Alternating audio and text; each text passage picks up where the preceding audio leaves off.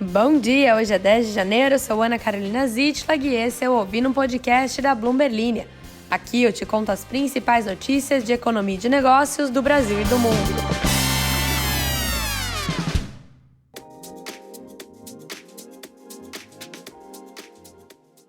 Bom dia, ouvintes!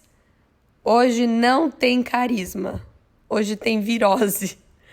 Hoje tem virose, porque se é para viver o verão brasileiro, a gente vive ao máximo.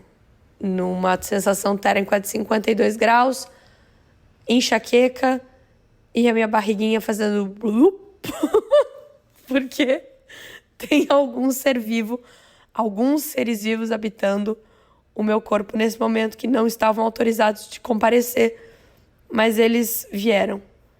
Então, sem carisma, sem alegria, eu apresento para vocês as notícias do dia de hoje, que está por trás da queda de 35% do lucro da Samsung. Tu sabe? Depois desse podcast vai ficar sabendo. Também, prejuízos com desastres naturais alcançaram 250 bilhões de dólares em 2023. Também, Equador em estado de exceção, invasão armada na emissora de TV. Vamos entender a crise no país. E também, contrariando os haters, eu entrego minhas promessas e vou trazer para vocês quem foi o brasileiro de quem Jeff Bezos comprou a mansão na ilha que fica ao longo da costa de Miami, Indian Creek, e que está reunindo algumas das pessoas mais ricas do mundo. No mais, siga a Bloomberg Linha para ficar por dentro de todas as notícias. E se você quiser também se inscreva aqui no podcast. Se você é novo por aqui, você não está entendendo nada, porque tem uma pessoa com uma voz de taquara rachada, espero que essa expressão seja nacional, falando uma abobrinha, aí você continua até o final para ver o que é isso. Tem uma propaganda e depois eu vou falar as notícias. Os juros sobem, o dólar desce e todas essas variáveis impactam os seus investimentos. Por isso, o Itaú Personalité tem o Ion, a plataforma de investimentos que une inteligência artificial e um time de especialistas que fazem recomendações levando em conta a variável mais importante: você. Pense nisso na hora de investir.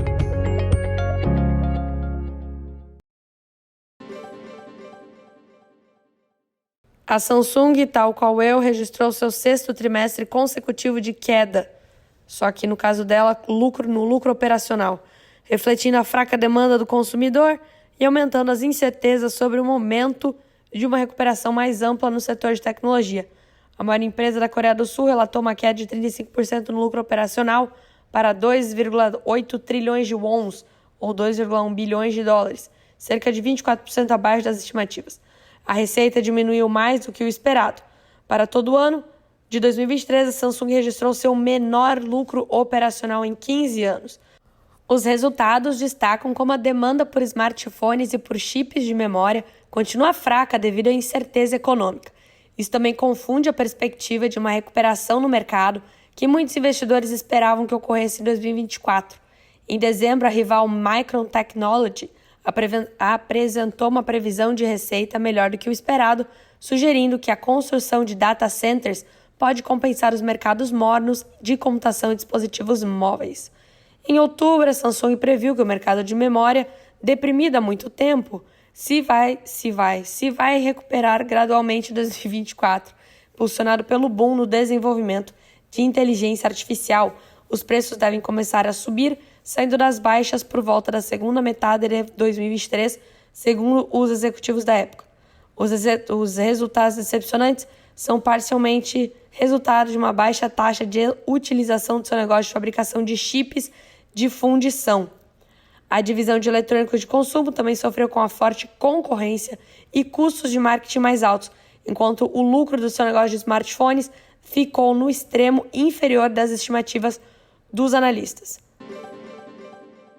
E se você acha que 2023 foi um ano excepcionalmente forte para desastres naturais, já que não paramos de falar sobre inundações, secas, ciclones e terremotos, você está coberto de razão. toda essa desventura, ocasionou um prejuízo de 250 bilhões de dólares para o mundo, segundo dados compilados pela Munich Re.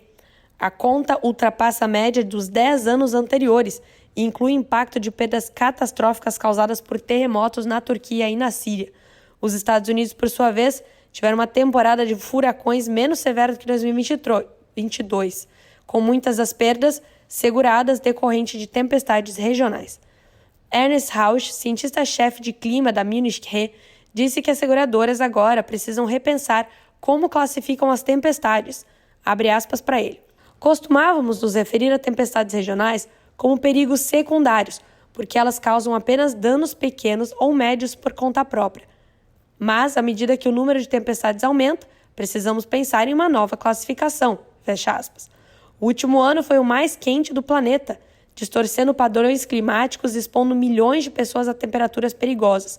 As consequências das mudanças climáticas têm grandes implicações sobre como a indústria de seguros lida com pedidos de indenização, com o Banco de Compensações Internacionais alertando recentemente que os governos estão cada vez mais sendo deixados para pagar essa conta. No total, as perdas seguradas globais caíram para 95 bilhões de dólares no ano passado. Cientistas já preveem que 2024 vai ser mais quente do que o ano passado, o que aumenta a probabilidade de eventos climáticos mais extremos. Segundo Rausch, mais água evapora em temperaturas mais altas, a umidade adicional na atmosfera fornece energia para tempestades mais severas. Em 2023, as perdas seguradas causadas por tempestades severas, caracterizadas por chuvas intensas repentinas, fortes velocidades do vento, bem como granizo e inundações repentinas, atingiram 50 bilhões de dólares nos Estados Unidos e 8 bilhões de dólares na Europa, com ambos os números representando recordes, de acordo com a Munich Re.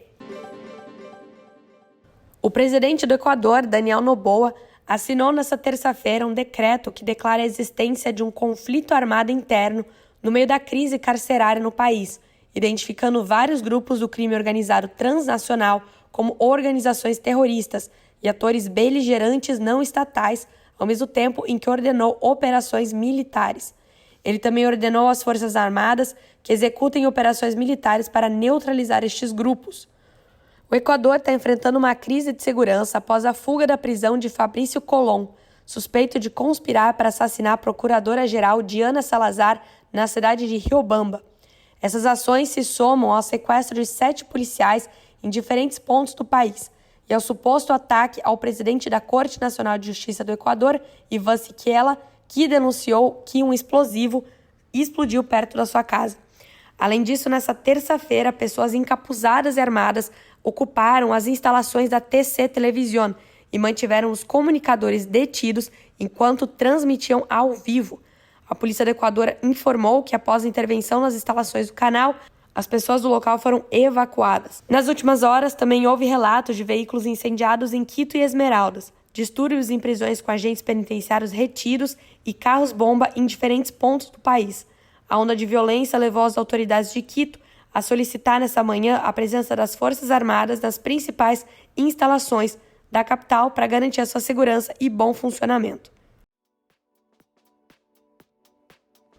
Vamos terminar o episódio por aqui. Não há uma gota de saúde presente no meu corpo nesse momento, como vocês podem perceber.